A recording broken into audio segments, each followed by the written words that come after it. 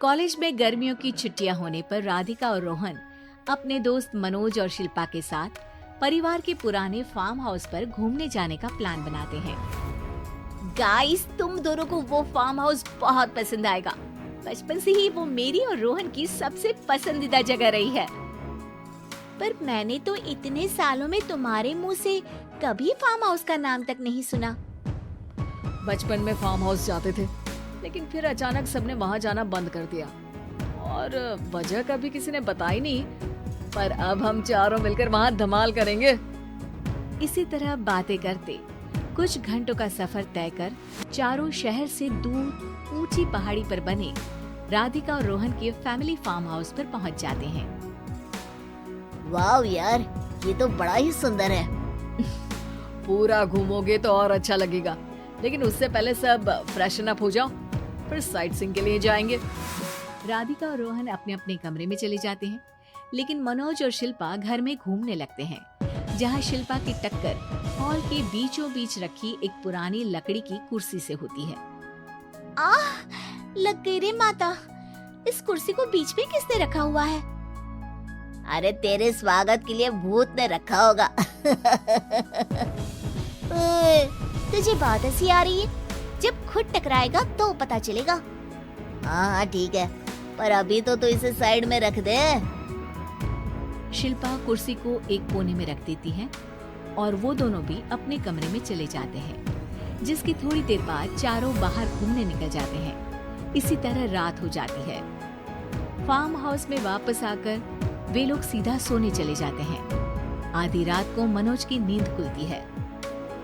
बड़ी तेज प्यास लगी है, पानी साथ लेकर सोना चाहिए था। हाँ, अब रसोई तक जाना पड़ेगा। मनोज आंखें मलते हुए कमरे से हॉल में आता है और अचानक रास्ते में रखी कुर्सी से टकराकर जमीन पर गिर जाता है। अरे मर गया रे दादा। शिल्पा सही बोल रही थी, बड़ी तेज लगती है ये कुर्सी तो। पर इसे दोबारा बीच में किसने रखा?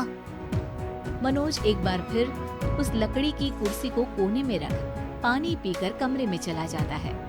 अगली सुबह जैसे ही चारों की नींद खुलती है तो उन्हें अपने बेड के पास साइड टेबल पर चाय का कप रखा मिलता है, जिसे देख वो खुशी खुशी चाय पीकर तैयार होकर कुछ देर बाद हॉल में मिलते हैं। थैंक यू यार राधिका, मुझे नहीं पता था कि तू इतनी अच्छी चाय बनाती है।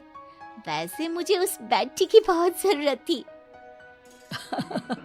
ये और चाय, अरे इसे तो पानी तक उबालना नहीं आता।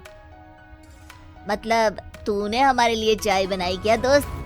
अरे चल पागल है क्या, इतना भी प्यार नहीं है मुझे कि तुम्हारे लिए बेड टी बनाऊं। चाय पर ये चर्चा करते हुए मनोज जैसे ही पीछे मुड़ता है तो एक बार फिर लकड़ी की पुरानी कुर्सी से टकराकर उस पर गिर जाता है। हाय रब्बा, अरे चाय छोड़ो, पहले ये बताओ कि इसे बार बार बीच में कौन रखता है? कल रात ही मैंने इसे साइड किया था। तो पहले ये बताओ कि चाय किसने बनाई थी?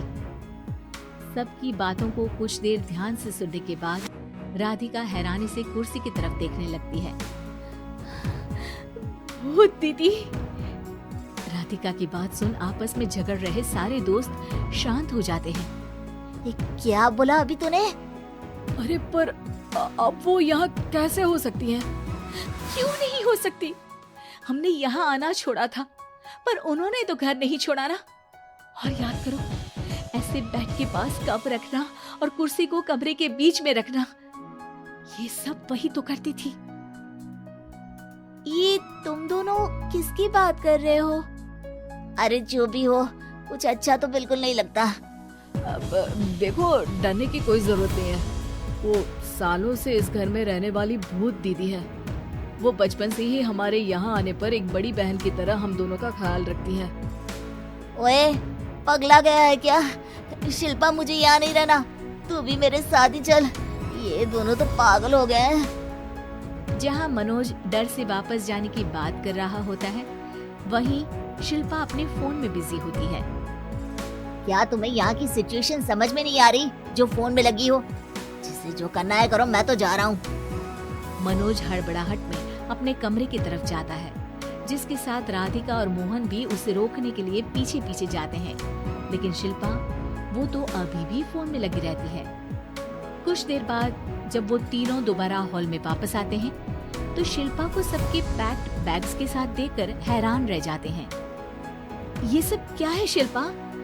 यहाँ हम इसे समझा रहे हैं और तुम हमारे बैग्स भी पैक कर कर लेकर आई। अरे आखिर में फोन से बाहर निकलकर कुछ किया तो सही इसने। दोस्तों देखो, कल से हम यहाँ हैं। भूत दीदी ने कुछ किया नहीं ना? फिर डर क्यों रहे हो? 4 दिन और रुकोगे तो पता चलेगा कि क्या होगा। मतलब? इस पर शिल्पा उन तीनों को फार्म हाउस से बाहर लाकर फोन में पुरानी न्यूज का आर्टिकल दिखाती है। सालों पहले यहाँ रह रही औरत ने अपने दोनों बच्चों को सुबह सुबह दूध में जहर पिलाकर मार दिया और फिर हॉल में उस कुर्सी पर खड़े होकर खुद भी फांसी लगा ली थी। तुम्हारी बातों से मुझे इस केस की याद आ गई। गूगल किया तो पता चला कि ये वही फार्म हाउस है। अभी भी यहाँ रहना चाहते हो, जिससे कुछ दिनों में वो सबको थोड़ा थोड़ा जहर देकर मार दे? अरे पर ये दोनों तो बचपन से यहाँ आ रहे हैं, फिर इन्हें अभी तक कुछ क्यों नहीं हुआ? वो तो पापा बताते हैं कि हम आते थे। हाँ, और मुझे भी एक बार का ही याद है। वाह, और कहानियाँ तो ऐसे सुना रहे थे जैसे सदियों से यहीं रहते हो। तीनों ये बात कर ही रहे होते हैं कि अचानक फार्म हाउस में से एक आवाज सुनाई देती है। मैं यहाँ किसी को जिंदा नहीं रहने दूंगी, किसी को नहीं। बस ये सुनने की देर ही होती है कि चारों डर से कांपते हुए तुरंत कार में बैठकर वहां से भाग जाते हैं।